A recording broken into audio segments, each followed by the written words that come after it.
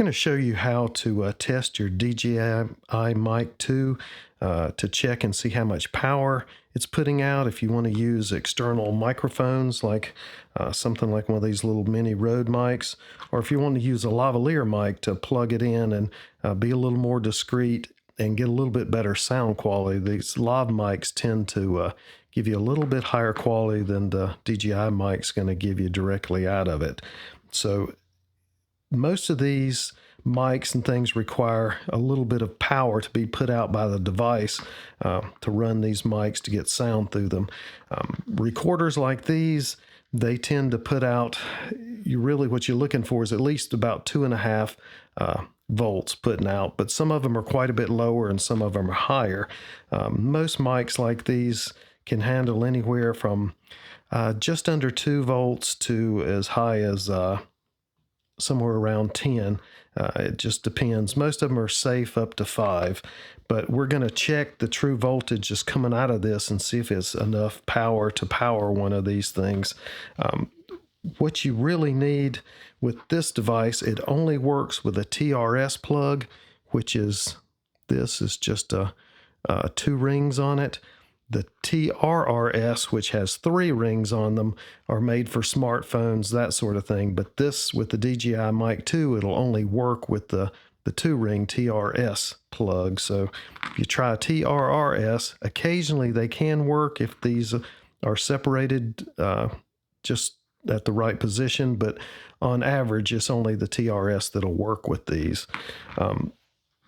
What I need to do is take a TRRS plug, like an extension that you would use to plug from this into the mic. You just plug it into the mic itself on here, and we can see that it's not creating anything out of the mic itself. With this, you can plug it into this external mic.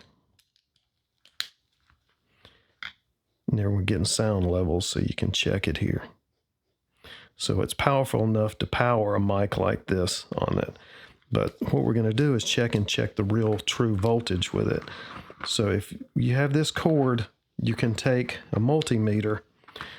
The end ring is, with this, is the positive, and the inner ring is the negative on it. So if I get my multimeter here, press on here, and then press against this ring, it tells me the true voltage is putting out. So this one, you're getting 2.73 volts with it. So that's enough to power most of these little microphones like this and power them well enough they sound good. If you can get up to 5, it does pretty good, but a lot of these mini recorders, even like these, don't put out nearly that much. So that lets us know that 2.75, that's a decent amount of voltage, and will run almost any lav mic that's under the $100 range. You're not going to have any issue with these as long as you use the TRRS 2-ring setup on it. It'll work great. But if you check this compared to some of these others, like the Zoom recorders, which is made to use external mics, the voltage isn't quite as high. I'm going to show you here, whereas the DJI was putting out 2.75 volts.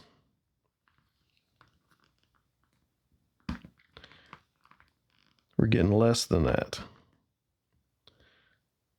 So 2.44 volts with it. So this little DJI mic actually puts out a higher voltage than the entry-level Zoom recorders. I'll also check this Tascam, the X6, which is a $250 to $300 recorder.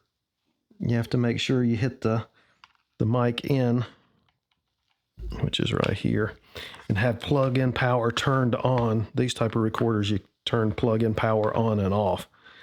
So with it, 2.38.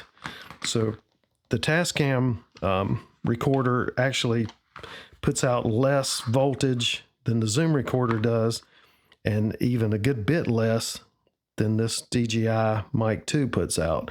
So with that added power, it can make a drive a microphone like this and sound a little bit better. It's not much difference, but the extra voltage is enough to make a difference on mics or something like the lavs that need a little bit more power to drive. So it's actually really good for this small of a recorder, that 2.73 that it put out. You can run just about any entry-level mic or lav. So just wanted to test that out and check the true voltage coming out of it. And if this helped you out at all, please like and subscribe. Thanks for watching.